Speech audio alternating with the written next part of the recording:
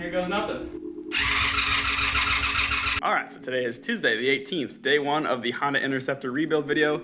Just this morning I posted the teardown video and we're already getting right to work. So all I'm going to do today is clean off our desk area there from all the old parts. Probably just going to store them in the black cabinet for now. And I'm going to take these over to Charlie Moore, our buddy who does the powder coating services, and he's going to be powder coating these peg brackets, drive sprocket cover, alternator cover, and clutch pack cover.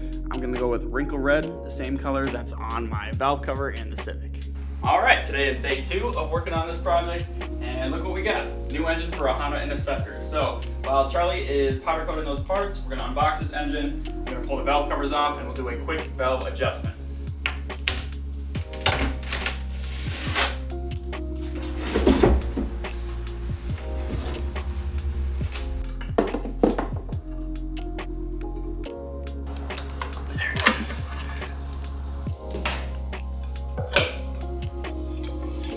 Now, adjusting the valve lash on this motor isn't too complicated. All the specs and the procedure are listed in the manual.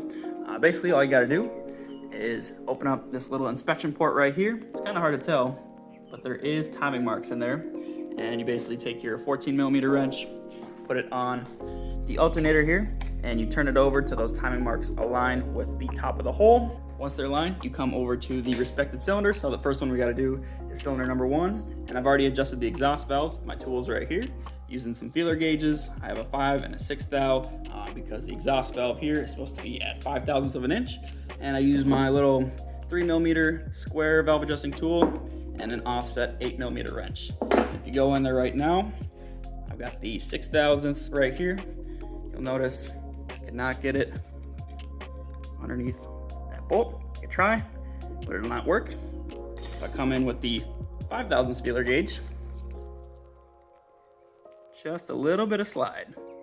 And that's what you're looking for on all 16 of these valves. So I'm gonna be at this for probably another hour because I wanna make sure I get the job done carefully and correct so we have a nice, quiet, smooth running engine. Well, we're on to our last cylinder now, and boy, am I glad I did this valve adjustment because all but 2 were out of spec. Some were too loose, some were too tight. And this is something you really want to get dialed in because your valve lash really affects how your engine runs, how your engine sounds, even down to like compression. So yeah, definitely want to get this dialed in. It's a little tedious, but definitely worth the effort. Having the right tools for the job helps too. You know what I'm saying?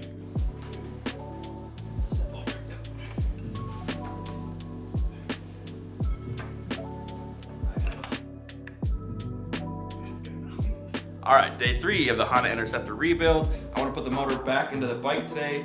First, I got to put the valve covers back on with some new valve cover gaskets. So these are the valve covers that came with the new motor.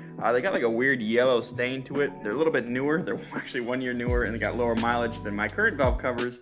But I think I'm going to put my current valve covers on. They're a little dirty, but nothing a little super clean can't fix. So yeah, we'll go ahead, clean these johns up.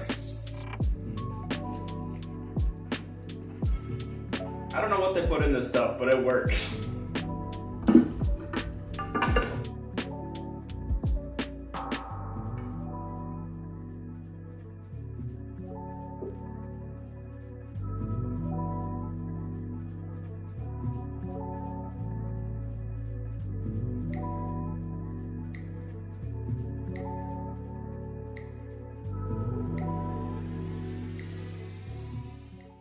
All right guys, it is now day 4. Today I plan on having the motor, frame, drive sprocket, radiator, and the electrical all reconnected on the bike, as well as the exhaust. I did realize, however, to get the exhaust reconnected, it's probably gonna be easier if I pull the motor back out. There's 2 header tubes on the back side of the motor that are just gonna be way easier to get at that way, so that's what we'll start with. Now, anytime you reinstall your header pipes here, it's important to swap out the gaskets. Here's what the brand new ones look like. The old ones are in there. It's kind of hard to tell because they're so dang crusty, but we got to get those out. There we go.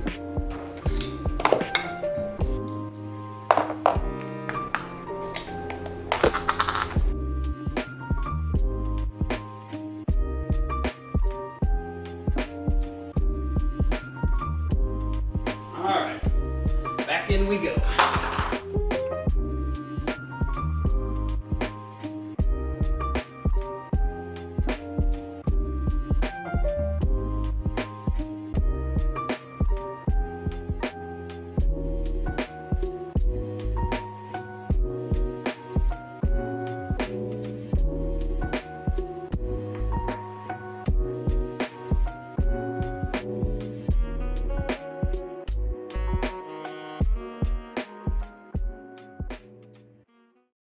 things are looking pretty good. We are now on day 5. We're going to start out today by installing the carburetor, probably the trickiest part to install. So you got to line up the 4 ports here. We got to make sure to lube those up a little bit, so I'm just going to be using some hand soap for that. Don't want to use any oil because the special material they use for these tubes, it might break down if you use anything oil-based. So yeah, don't want that to happen.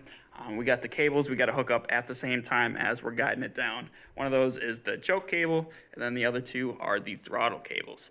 There's a throttle wheel on this thing, so there's actually 2 cables that push and pull on the throttle wheel. It's kind of a strange thing, but yeah. So it's probably going to take about half an hour of messing around to get it all guided in there and fit it up properly. So I got the camera set up. We'll probably end up doing a time lapse, and we'll see what we can do.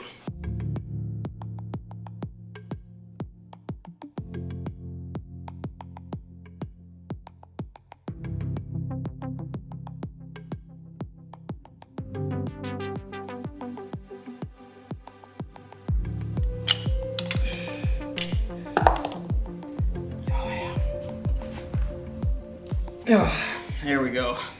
All right, today is number 6. Yesterday we finished clamping up that carburetor. Now I gotta go ahead and throw in the air box, the gas tank.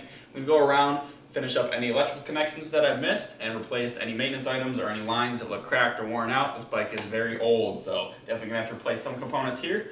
We'll go ahead and throw the rest of the plastics on. I gotta seal up both the covers on either side of the bike, replace the battery, because this one's kind of mystery. I don't know how old it is. And yeah, definitely got to fill up the radiator with fluid, and I'll go ahead and check all the other fluids on the bike as well.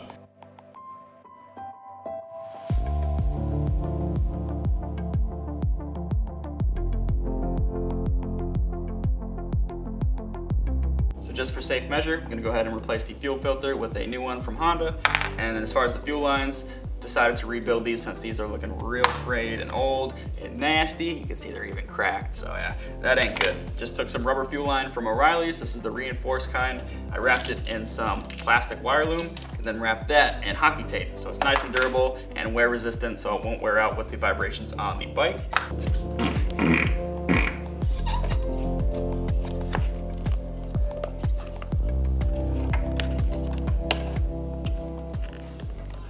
All right, so at this point, I believe I have all the hoses, vacuum, and fuel hooked up on the bike and all the electrical connections reconnected. Now it's time to seal up those side covers before I fill the bike up with fluids. Now the alternator cover looks pretty good. That gasket is in good shape. However, the clutch pack cover was pretty rough, so I scraped most of the rough stuff off, and I got this paper gasket to throw on temporarily.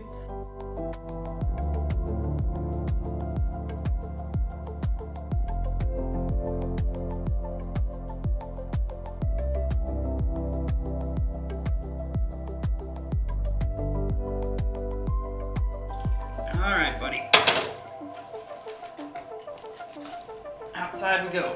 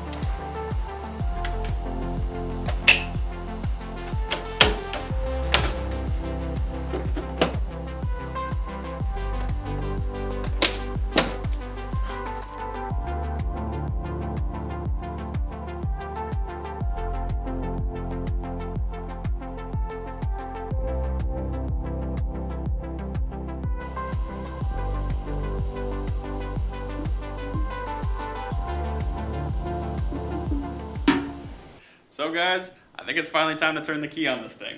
Am I nervous? Yes I am. So going around the bike, you might notice there's some things that aren't hooked up yet. That's just because we're waiting on those parts to come back from Charlie.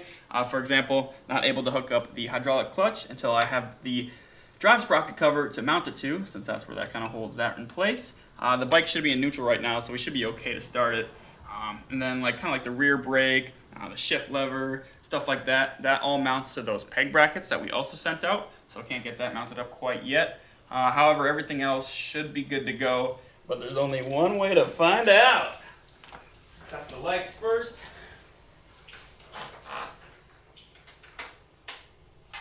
That's a good sign. Indicator says we are in neutral. Don't need my high beams on. Put on the choke. Oh, here goes nothing.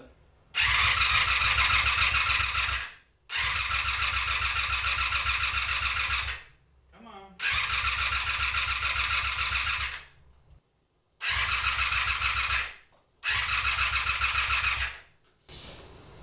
I got nothing. Huh. Why? Why? Let's find out. I guess we'll start by checking for spark. It's always fun.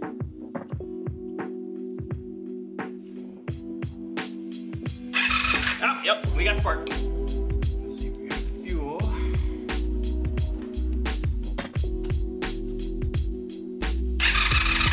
Yep. That's good. I think I found the problem. After messing with the throttle a little bit, it started hiccuping a little bit like it was about to fire. And right at that moment, a bunch of gas started pouring out. See if it does it again.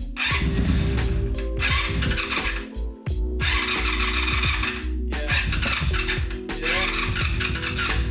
All that gas coming out. Try cranking it up one more time. Oh, see all that coming down? Where is that coming from? I got good news, we fixed the leak. So I went ahead, took the front fairing off, propped up the gas tank here on some blocks, just to see if there was any leaks under the tank or the petcock. That all looks good. So then I did some research, tried to find out why there was so much fuel pouring from the carburetors, and on the VF500 Facebook forum, I found that sometimes the needles in those carbs can stick, and a good way to free them up is just tap on the carb bowls, all 4 of them, and that usually fixes the issue. And guess what? It fixed the issue. So after doing that, turned the key, bike started right up, ran super smooth. I did, however, notice that there's a leak from the water pump. That's going to be an easy fix. Just got to replace the water pump gasket there. I already got that gasket in my kit, so that's going to be A-okay. But yeah, let me turn this thing on and show you guys just how smooth this thing's running. It is insane. And the throttle response, ooh-wee. Starts right up. Idle's so smooth. Right at like 900 to 1,000 RPM, which is perfect. And the throttle response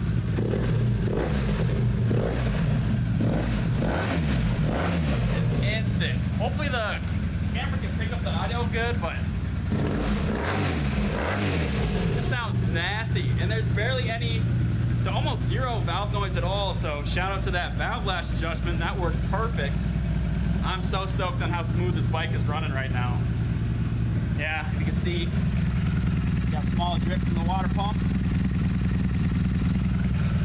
But overall, oh my goodness. I'll throw the fairings on, put the gas tank back on, the seats and everything, and we'll do some more sound clips, and that'll be the end of today's video. But yeah, mission success.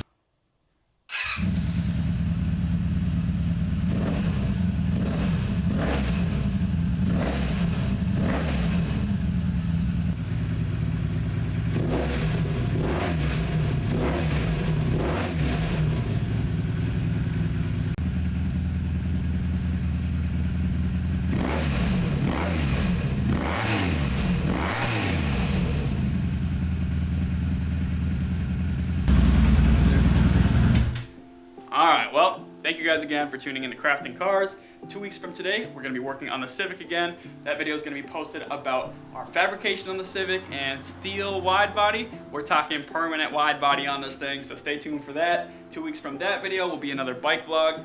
That one will have some ride-along footage. I want to pick up one of those Insta360 cameras, maybe hook up with the sponsorship. That'd be really nice. So we'll see what we can do with that. And by that time, I'll have the new powder-coated parts on there. And yeah, maybe even a new set of wheels I want to get powder coated that came with the bike. Finally, I can pick those up. So yeah, really looking forward to that.